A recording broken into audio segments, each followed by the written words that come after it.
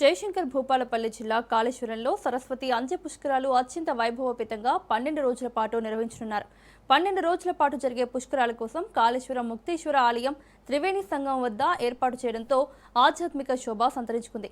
పవిత్ర పుష్కర స్నానాలు ఆచరిస్తే భక్తులకు మోక్షం కలుగుతుందని, పితృదేవతలకు పిండ ప్రదానాలు చేస్తే వారి ఆత్మలకు శాంతి కలుగుతుందని నమ్మకం. సరస్వతి అంత్య పుష్కరాలకు విశిష్ట ఆధ్యాత్మిక కార్యక్రమాలపై కాళేశ్వర ముక్తేశ్వర స్వామి ఆలయ ప్రధాన అర్చకులు ఫణీంద్ర శర్మతో మా regional coordinator Chandrashekhar face to face. నుండి జూన్ 1 వరకు కూడా కాళేశ్వరంలో త్రివేణి సంగమం వద్ద అంత్య పుష్కరాలు సరస్వతికి జరగనున్నాయి. ఈ నేపథ్యంలో ఇటు 12 రోజుల పాటు జరిగే పుష్కరాలకు మొత్తం అన్ని ఏర్పాట్లు కూడా చేయడం జరిగింది. ఈ యొక్క అంత్య పుష్కరాల విశిష్టత ఏంటి, ఈ యొక్క పుష్కరంలో ఎలాంటి ఆధ్యాత్మిక కార్యక్రమాలు జరుగుతాయో తెలుసుకుందాం. మనతో ఇటు అర్చకులు ఫణీంద్ర శర్మ గారు ఉన్నారు, తనతో మాట్లాడదాం. స్వామి చెప్పండి, 12 రోజులు జరిగే ఈ యొక్క సరస్వతి అంత్య పుష్కరాల విశిష్టత ఏంటి? శరదింద సమాకారే పరబ్రహ్మస్వరూపిణి కాళేశ్వర క్షేత్రనిలయే మహావాణి నమోస్తుతే. శ్రీ కాళేశ్వర ముక్తేశ్వరాభ్య నమః. శ్రీ కాళేశ్వర ముక్తేశ్వర స్వామివారి క్షేత్రంలో త్రివేణి సంగమ తీరంలో దక్షిణ కాశీగా పేరుగాంచిన పవిత్ర పుణ్యక్షేత్రం శ్రీ కాళేశ్వర ముక్తేశ్వర స్వామివారి క్షేత్రం. ఒకటే ప్రాణవాటమైన 2 శివలింగాలుగా కొలువైనటువంటి కాళేశ్వర ముక్తేశ్వర స్వామివారు, ముక్తేశ్వర స్వామివారి పైన ఉన్నటువంటి నాస్కారంధ్రాల్లో మనం ఎన్ని లక్షల బిందెలు అభిషేకం చేసినా కూడా ఇక్కడ త్రివేణి సంగమంలో వస్తాయి. అలాంటి పవిత్ర పుణ్యక్షేత్రంలో గోదావరి, ప్రాణహిత, అంతర్వాహిని, సరస్వతి నదులుగా వెలిగిన క్షేత్రం. ప్రణీత వరదావైన్య గౌతమీ చ సరస్వతి నద్యప్మంచ వహంత్యత్ర ప్రయాగాత్ కోటిశోభితం. ప్రయాగా కంటే కోటి రెట్ల ఫలితాన్ని రక్షించేటువంటి క్షేత్రంగా ఈ క్షేత్రం చాలా విరాజిల్లుతుంది. స్కందపురానంతర కాళేశ్వర ఖండంలో ఈ క్షేత్రం గురించి వివరించడం కూడా జరిగింది.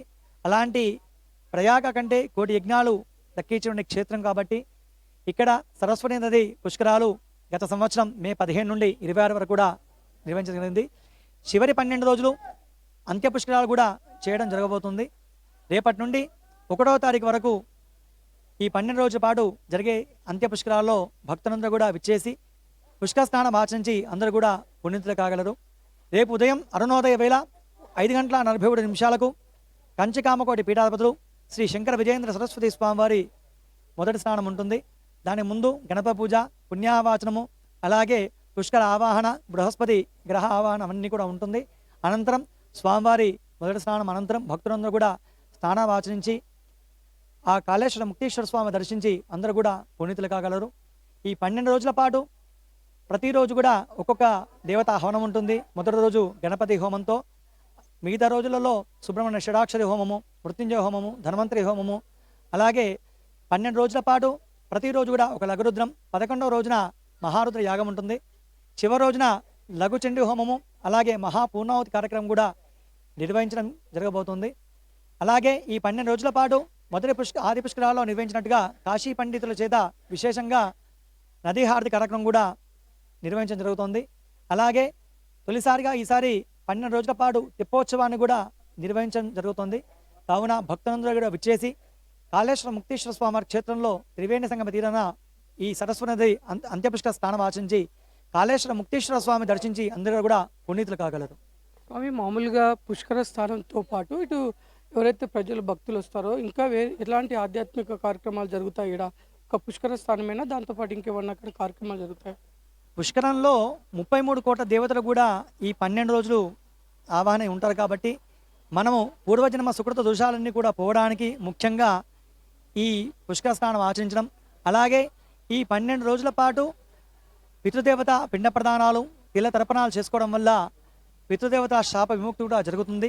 అలాగే ఈ సంవత్సరం భక్తుల కామ్యాలు తీరవడం కోసమని దేవాలయం వద్ద 2000 రూపాయల టికెట్ తోటి పూజా సామాగ్రి దేవాలయమే ఇస్తుంది.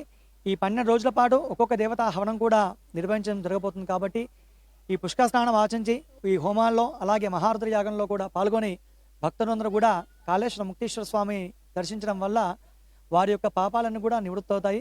అలాగే పితృదేవత శాప విముక్తి కూడా కలుగుతుంది. కాబట్టి పుష్కర స్నానం చాలా విశేషం. కోట్లాది మంది దేవతలు కూడా ఈ యొక్క పుష్కర కాలంలో పుష్కర స్నానం చేస్తారు కాబట్టి ఈ సమయంలో భక్తులందరూ కూడా వచ్చి ఇక్కడ పుష్కర స్నానం చేస్తే పుణ్యం ఉంటుందని చెప్పేసి ఇటు భక్తులందరూ కూడా వచ్చి పుష్కర స్నానం చేసే విధంగా అయితే ఇక్కడ ఏర్పాటు చేశారు. మొత్తం దేశవ్యాప్తంగా కూడా భక్తులు ఈ యొక్క సరస్వతి అంత్య పుష్కరాల్లో పాల్గొనే విధంగా అధికారులు అన్ని ఏర్పాట్లు చేశారు. కెమెరామెన్ బాలుతో చంద్రశేఖర్, రాజ్ న్యూస్, వరంగల్.